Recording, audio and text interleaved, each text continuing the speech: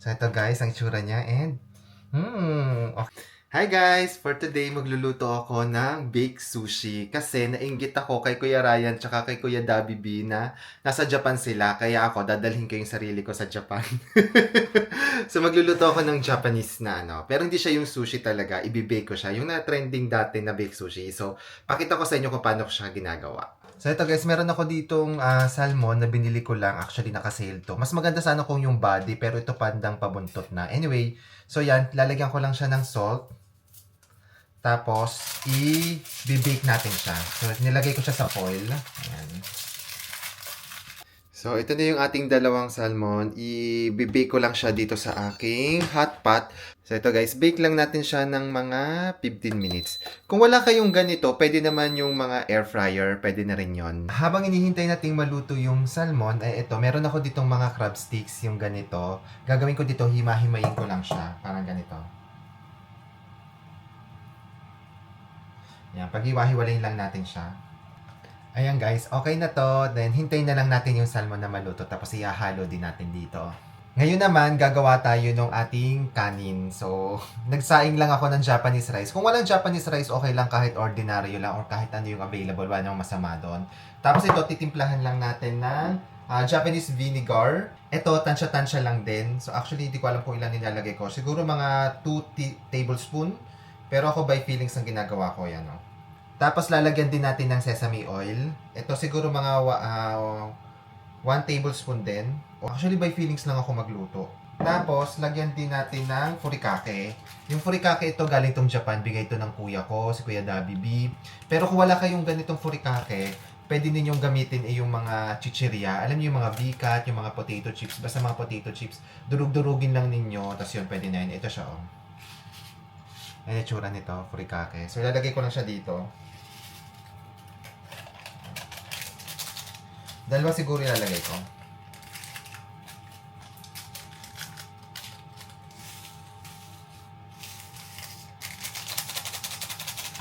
Ayan.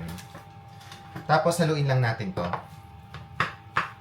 So, ito na yung kanin natin. Gagawin naman natin dito, ipa-flat natin siya. Ito guys, okay na yung kanin natin. Pang toppings na lang yung kulang. Ito na guys, yung ating salmon. Luto na siya. So, ngayon, isasama naman natin siya dito sa ating mga crab sticks.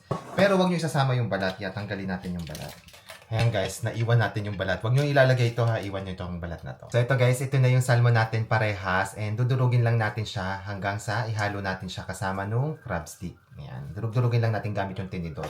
Ito na yung ating crab stick at saka salmon. Timplahan na natin to. Una ko nilalagay ay cream cheese. So, ayan. Actually, dito cream cheese. Soft cheese yan dito sa UK or sa Guernsey. Wala kasi ako makitang cream cheese. Pero sa Pilipinas kasi merong cream cheese. So, ayan. Cream cheese na lang or soft cheese. Ayan. Yung next naman natin ilalagay ay mayonnaise. Actually, QP yung mas masarap. Kaya lang, wala na akong QP. Kaya ordinaryong mayonnaise lang ilalagay ko. And okay lang yan. And then, lagyan din natin siya ng sriracha. Ayan. Dagdag flavor lang. Kung hindi kayo mahilig sa maangha, huwag niyong lagyan ito. And then, yung huli, lagyan natin ng kaunting asin. Ayan. And then, haluin lang natin yan. Yan guys, halo-halo lang hanggang sa magsama-sama yung mga flavors. Yan, okay na siguro to? So ito guys, pag okay na yung ating pang toppings, ilagay na natin siya dito sa ibabaw ng kanin. Tapos i-flat lang natin siya, spread lang natin siya ng pantay-pantay. So ito guys, nailagay ko na sa ibabaw yung toppings natin, tapos na-flat ko na rin siya. Ang next step natin dito, lalagyan pa natin siya ng sriracha. Actually, sriracha at saka QP yung nilalagay dito. Pero dahil wala nga tayong QP, sriracha lang ilalagay ko. Guys, nakalimutan ko, bago pala nating i-bake, nilalagyan ko pala siya ng furikake ulit sa ibabaw. Wala lang, pang design lang. Pero pwede namang walang ganito. Gusto ko lang siyang artihan.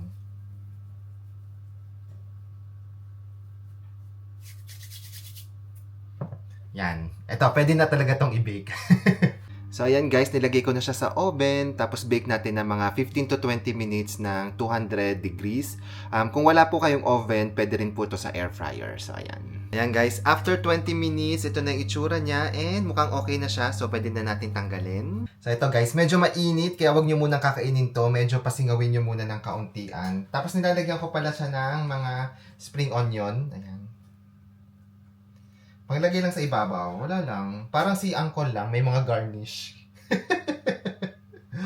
So, ito yung tsura niya. Nakapalapitin ko. Ayan. And siguro mga 10 minutes pa, ano lang natin siya, palamigin lang natin ng konti, tapos pwede niya na itong kainin.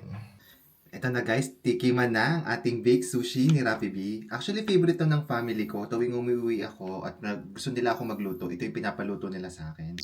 Ayan. Masarap to kapag ilalagay mo sa seaweed. Ayan, dito. Ilalagay mo siyang ganyan. Tapos ako nilalagyan ko pa siya ng avocado. Ito, nagayat ako ng avocado. So, nilagyan ko ng avocado sa ibabaw. So, ito guys, first bite. Itadakimasu! Sarap.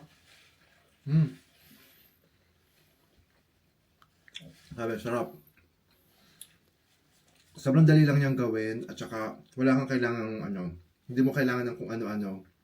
Pagsasama-samahin mo lang ingredients and sobrang sarap niya. So guys, try nyo to. Tapos mas masarap to kapag papartneran natin ng Habibi. Ito kalamansi, kaya